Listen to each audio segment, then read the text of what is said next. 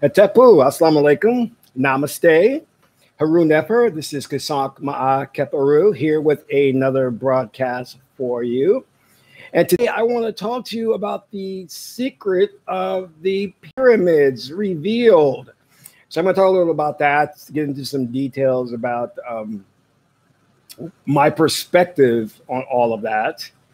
But first, please hit the like button if you like my videos. Subscribe to my channel if it's the first time you're watching. And share the videos with family and friends, because what we want to do is get the information out so that we can help to change the perspective that people have on reality that's going on, because we're not being told the truth. We're being lied to, you know, and we've got to do something about that, because it's trapping the planet in a prison planet. So we've got to get the information out there and start to liberate people, free people. All right, so give me 1 second. I did just take care of some technical things here. Oh, that's that. Okay, great. I want to make sure my stream doesn't have a delay. Great. Anyway, okay, so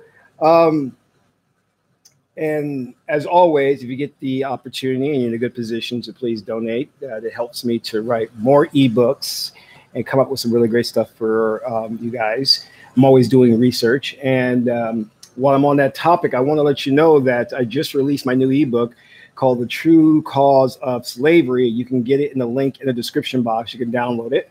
And this is actually, I put that ebook out years ago as a print edition. And this is one of the old print editions. I forgot what year I put this out. It was a while ago. And I kind of handed this out to people. I remember there was a college professor at NYU who saw me printing these up, and he just had to have a copy. And he actually gave me, I think it was like 20 bucks for a copy. I said, no, I'm giving away these free. He was like, no, just take it 20 bucks as a donation. Get some more copies printed. I was like, oh, thank you.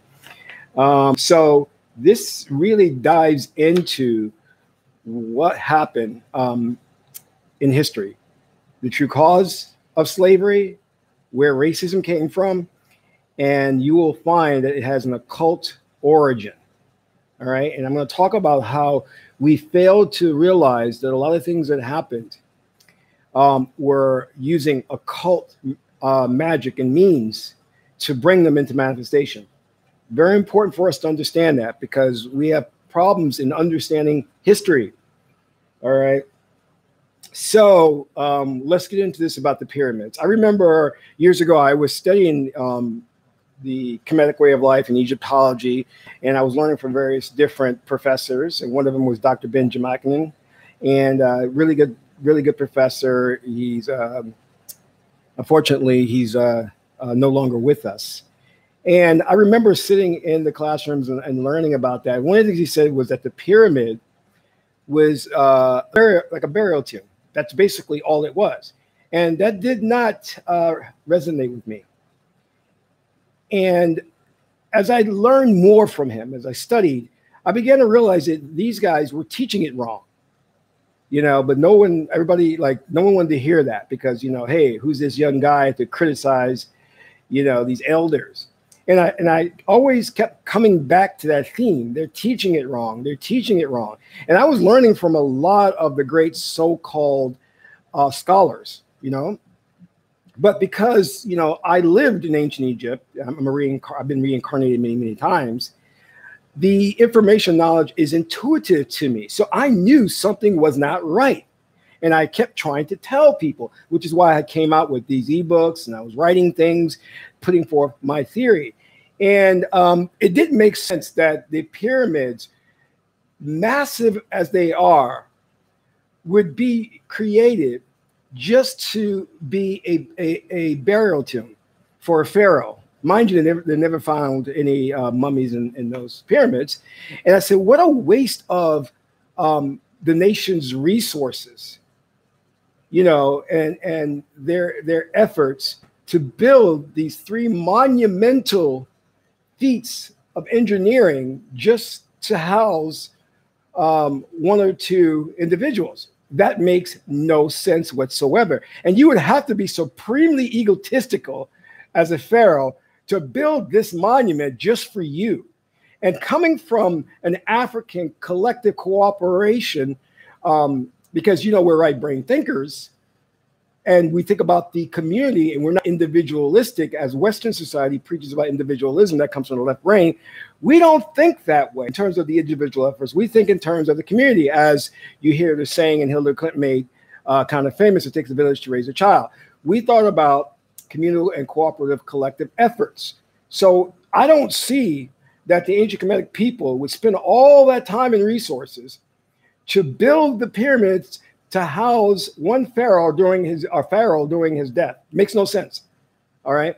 And another thing that didn't make any sense, why we couldn't find any records of how the pyramids were built, because if you know anything about the ancient Egyptians, they were very, very anal when it came to documenting their history. And you'll see it in hieroglyphics all over the walls and all over the tombs and everything like that. They were just meticulous about it. So why can't we find any information about how they built the pyramids? Okay. Now, the one thing when I was talking to these scholars, and I kept going back to the theme about you teaching it wrong, years later, I started to really delve and dive into it and to become very astute myself. And I realized what was going on, because the very people they were criticizing, which was the Western Egyptologists, the archaeologists, and the anthropologists, they were criticizing them for basically whitewashing everything, which is true. They were doing that.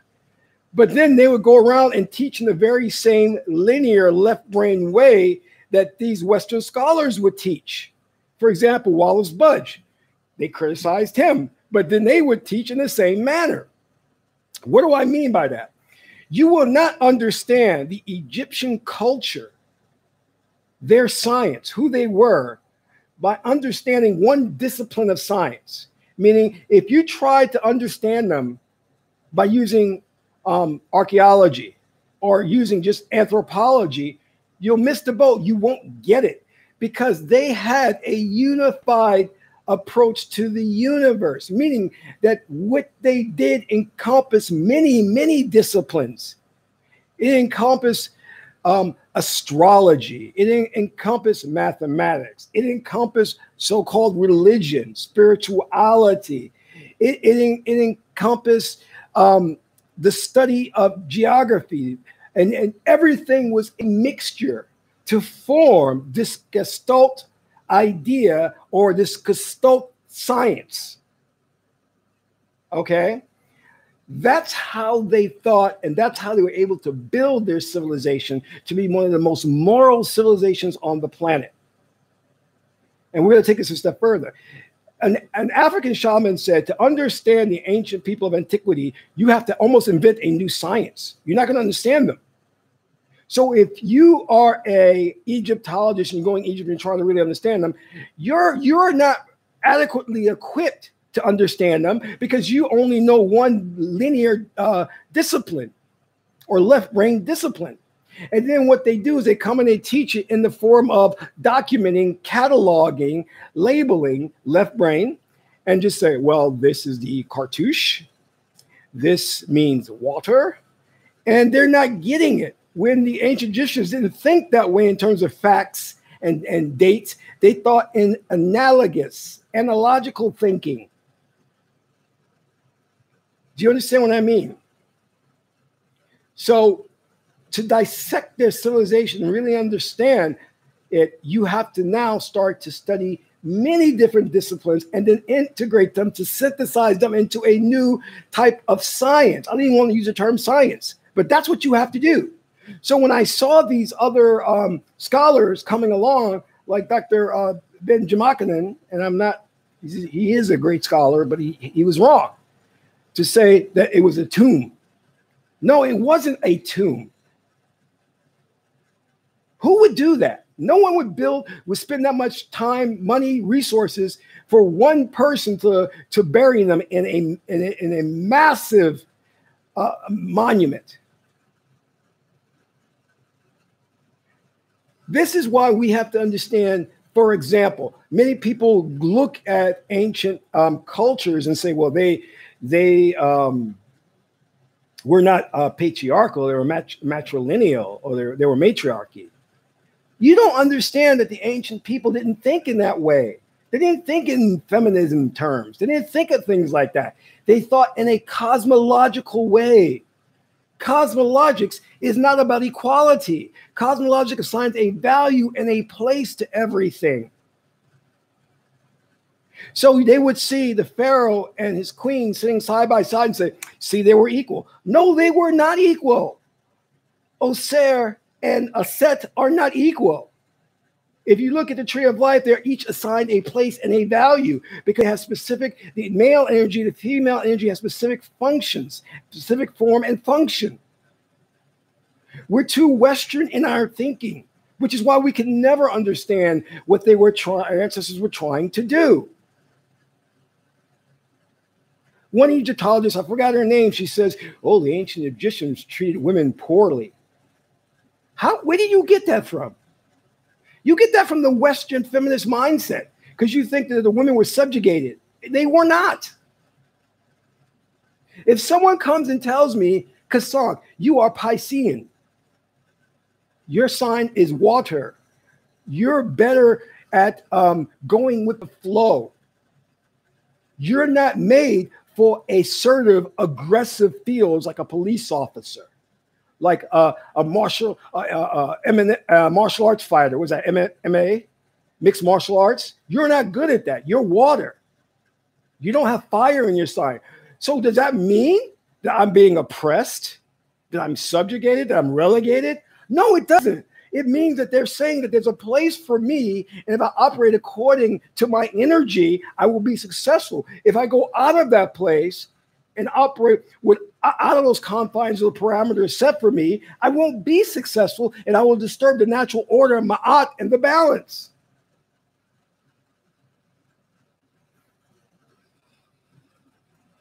So when you come along and you start teaching about facts and labels and definitions, then it's not live, it's not dynamic, it's not to where the right brain can understand it.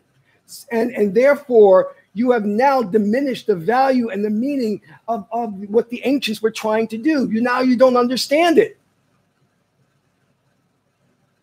Now let's get real. The pyramids on the cover were limestone. Then you had the capstone at the top. And we know that the shape of the pyramid is an energy conductor, and it was aligned to Orion's belt. So what I theorize, I propose to you a theory. What if that the pyramid was a great energy conductor, sending out energy across the planet, across Gaia, or Geb? If you remember the great scientist Nikola Tesla, who used right brain thinking to come up with his inventions, wanted to create free energy. He was going to have electricity transmitted without wires. He wanted to electrify the entire planet to create free energy for everyone. They shut him down because they saw that he was not about profit.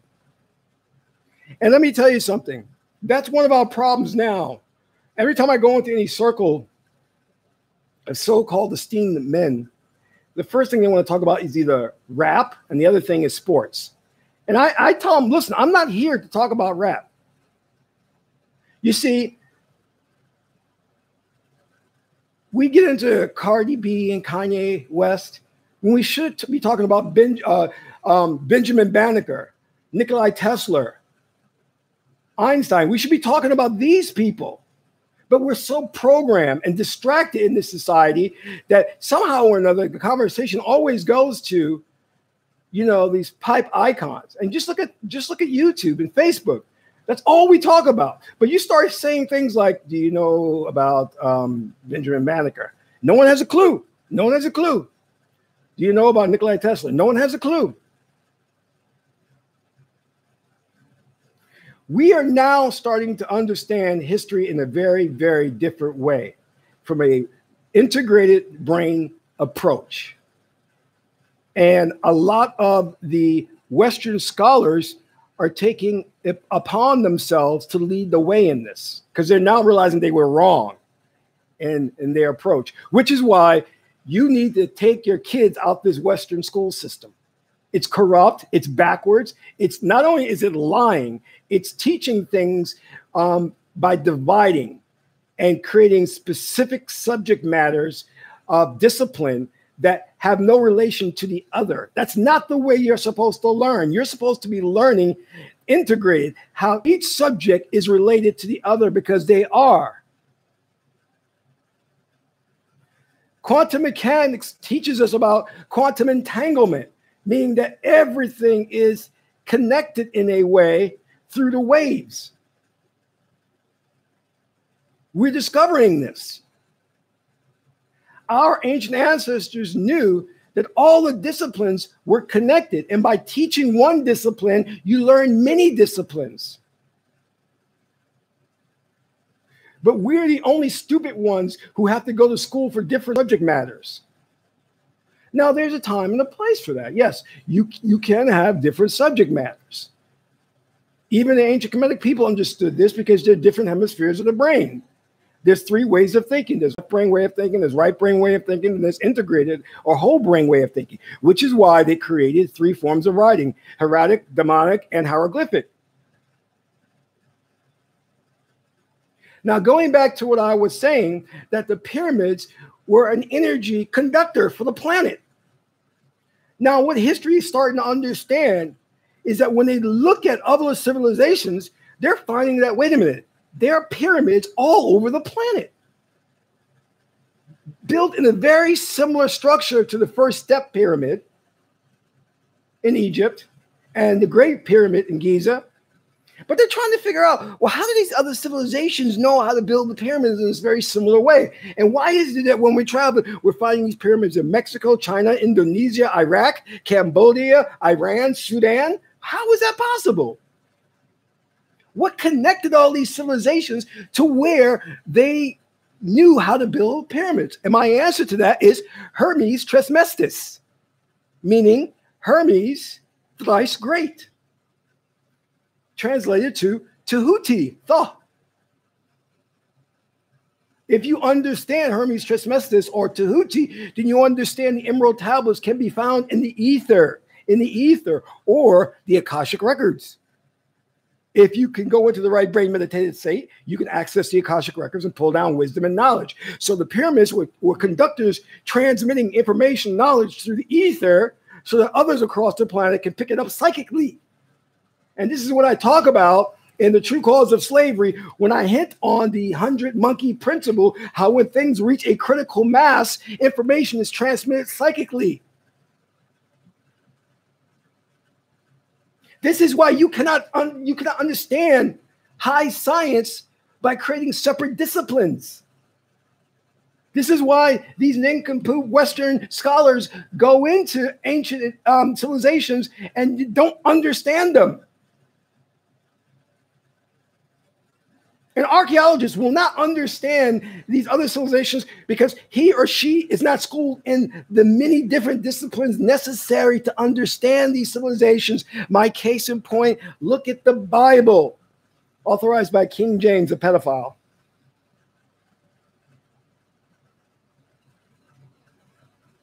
The Bible is replete with symbolism, with magic, with analogies.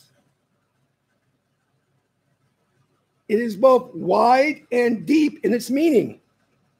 For example, Jesus, the sign of the fish, Jesus is a Pisces. The Bible is based on astrotheology, the study of the stars.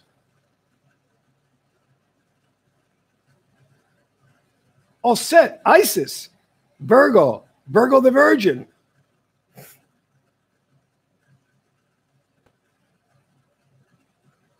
The Holy Cross. The cross that Jesus died on, Jesus is the Son. Or what Akhenaten termed Aten, Jesus is the Son. The Son, Jesus died on the cross. During the solstice period, the sun transgressed the heavens in the form of a cross. It went up, around this way, and came back to the center where it stopped for a certain period of time. This is the symbolism of dying on the cross. This is how sophisticated our ancestors thought. The Son dying on the cross. The Son traversing the 12 signs of the zodiac. Jesus at the Last Supper, each one representing the 12 signs of the zodiac.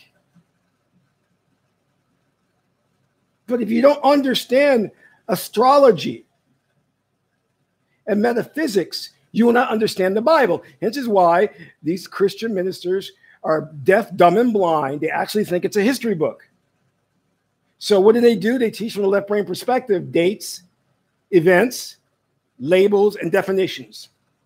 Instead of understanding the analogies, the allegories that the Bible contains, because in ancient antiquity, to communicate information, we did it through oral traditions in some of our civilizations. And these were made use of puns. And I always said the ancient Kemetic people, the Egyptians, were heavily into puns, which is the dream within a dream within a dream, or a meaning within a meaning within a meaning. Layered information that in understanding one thing, you understand many. In the book, The Christ Conspiracy, which talks about the Bible being nothing more than a story of allegories, says this about Mary. The flight of the Virgin Mother with her babe is simply the same old story over and over again. Someone has predicted that a child born at a certain time shall be great. He is therefore a dangerous child, and the reigning monarch or some other interested party attempts to have the child destroyed, but it invariably escapes and grows to manhood and generally accomplishes the purpose for which he was intended. This almost universal mythos was added to the fictitious history of Jesus by the fictitious authors who had made him escape in his infancy from the reigning tyrant with the usual good fortune. The favorite of children everywhere, the story of the three wise men, or magi, and the star in the east attending the birth of Jesus, is also found in other mythologies. To reiterate, the three wise men, or kings, are the three stars in Orion's belt, whose rising announced the coming of the solstice. The star of Osiris, that is Sirius, the brightest star in the sky, whose coming heralded the annual flood of the Nile. In addition, it would be very appropriate for the three kings worshiping the babe to be considered magi, since magi were sun worshippers. Furthermore, the gifts of the wise men to the divine child are also a standard part of the mythos. So as you see here, we're talking about a different science. We're talking about a different level of thinking and understanding. And if you come along with your left brain, which only is looking at the surface and just looks at this as a history book, or looks at things for face value in terms of the physical aspect of it, oh, the pyramid is just a tomb. And you can't conceive of a metaphysical use for the pyramids, then this is how you have a society that's dumbed down and is equivalent to living in the Dark Ages, which is where we're at now. Because we have not learned how to think properly, which is why many of us are ill, because when you only think using one half of your brain and you're not whole brain, well, the way you perceive life is skewed. It's a half truth. So we have to re-educate ourselves, start asking the right questions. And I'm going to tell you this, and I'm guaranteeing you that eventually, 10 years down the road, not just people in the conspiracy theory arena, but modern science is going to reveal this, that ancient civilizations were more advanced than us, which is why the major learning institutions, these universities, are covering that information up. They don't want you to know that it was a civilization of high technology. They want to keep the linear left brain thought that it was primitive. And the left brain thinks only linearly, meaning that you start from a primitive, hunter-gatherer type of beginning, and then you get to modern times with your cell phones and your internet. That's not how it is. We know that life works in cycles. Seckert tells us this, and that the history of the planet has been skewed and has been hidden from us because they come to one fundamental truth every time they examine these wondrous feats of engineering and high science that the ancients had, that these were people of color, and they cannot accept that fact. They cannot accept it. So they have to keep going back to either alien intervention or it was Europeans that did it. And they still are trying to put forth the paradigm that Europeans migrated to ancient Egypt, Kemet, to where they built pyramids there. But they can't explain that why these same people or nomadic tribes that traveled to Egypt didn't build pyramids in Europe to start with. They had to come to Mexico, China, Indonesia, Iran, Sudan to build the pyramids, but they didn't build them in Europe. How do you explain that? And how do you explain that all these cultures that have the pyramids that I've just aforementioned named are all civilizations of color? Why? How do you explain that? Because in order to build the pyramids, you have to have a high sophisticated understanding of metaphysics. And that only comes from integrated brain thinkers, whole brain thinkers. You're not going to do that and produce a culture like that just on left brain thinking. They cannot accept that fact. Science does not want to admit that fact. So they're going to continue to lie and deceive the planet. And the more they lie and deceive, the more into darkness we become, until people start to get out of their ego. They're trapped in the ego, fourth dimensional thinking. Well, actually third dimensional thinking, to be honest with you. Because they believe they're the vehicle. They believe they're the color. They believe they're their nationality. They believe they're their gender. You are none of those things. Nine. You are consciousness. You are God, man, God, woman. You are none of those things. You are not a race. You are not a nationality. You are not a gender. You are consciousness. You have always been and always will be. You have no beginning and you will have no end. Let the world know that. Let's tell the truth. Stop the lying. But they have to. They have to trap us in the body experience for them to be able to control us. It was for something else, Faith. It was for something else. The mounds were not just burial. So keeping us trapped in the vehicle to make us self-identify with the ego creates conflict on the planet, creates factionalism. And if they can create this factionalism and create this division, they can control the population.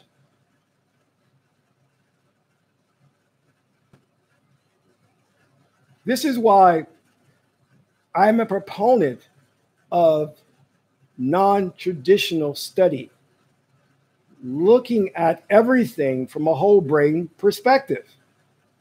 And this is why I go back to what I was saying to you, that when I was being taught Egyptology and the Kemetic sciences, I said, you guys are doing it wrong. You're doing the same thing you're criticizing the Western scholars for. You're just teaching names and dates and terms and nomenclature, all of that crap. But you're not integrating the sciences so that we can understand the totality of what our ancestors were trying to do. Now, I'm going to leave you with this. Aset, Hatepu, thank you, Dwa. I'm going to leave you with this. If we understand about the 100 Monkey Principle, and if you don't understand about that, get my book, the ebook, The True Cause of Slavery. You can download it from the link below. We just released it. The 100 Monkey Principle, which talks about reaching a critical mass to where everybody will start to think in a similar way or manifest the same reality, because you are a reality generating machine. And if we understand that the pyramids was an energy conductor for the planet, that where people can download information from the Akashic records,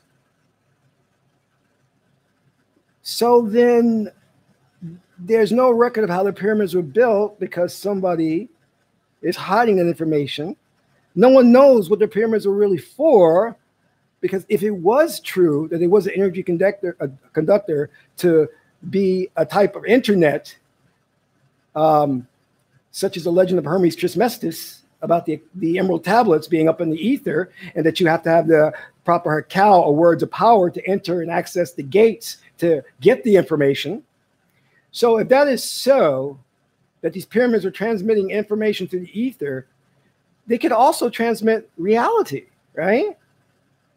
Because if you're psychically open to that information and you are a reality generating machine, you could then manifest a reality that those in control dictate. Interesting. Now we get interesting, right? Which would explain why we can't find a record of how the pyramids were built, because it was stolen or taken from us. Which also would explain, why we're living in such a backwards world today, because someone is dictating their version of our reality. Which is why we got to get back to manifesting our own reality, unplugging from their superconductor, wherever the towers are. Maybe it's the 5G grid. Who knows? But we know that they are manipulating our psyche. They've hacked our minds so that we're manifesting this crazy reality before us. So we have to unplug from the matrix. Do you see how all this ties in? Why it makes more sense for the pyramids to be this conductor of information and energy aligned with Orion's belt. And maybe all these other pyramids and all these other cultures are receivers. Just a theory. But it makes more sense than a culture would spend all its resources and all its money to build a burial tomb for one pharaoh. That's ridiculous. That makes no sense. Who would be so egotistical to do that? Not a right brain civilization, because they wouldn't think that way. Just a thought. So I want to thank you all my magi for tuning in. And as always, if you like the broadcast, hit the like button. Subscribe to the channel. Share this video with family and friends. Subscribe to the Patreon. We could use some more Patreon supporters, and you can do so for as little as $1 a month. And also donate. And I will, let me see if I can just plop the link to donate, because that helps me do the research to make more ebooks and bring out more information for you guys. That's really going to help change the planet and take us in a new direction, because very few people want to talk about this. Very few people want to dive into this subject matter. They all want to talk about things from dates and history, which is great. You can do that, but you're not going to get an understanding of how the universe works and what God intended for us by just resorting to the type of Western educational system or the reading of just book after book after book, because eventually the true knowledge and wisdom, the highest sophisticated knowledge, is what the elite know is trapped in the ether. And to get there, you have to get into a deep trance state, which is why many who have gone on the journey of taking the medicine of ayahuasca have met with interdimensional beings and have accessed certain information and records and have come back with so much wisdom and knowledge. So we know that that information is trapped up there, and we have to gain access to download it. This is why people come and say, well, I read all these books and I am knowledgeable. I'm a scholar. No, you're just an educated fool. That's all you are. You know what I mean? And again, let me just say, reading books is okay, but that does not make you wise. It makes you have some earthborn knowledge. You've been informed, and many times incorrectly informed. And let me just clarify one point, because I know I got some emails from individuals, or they were saying that, you mean it's wrong to go out there and name yourself after a deity?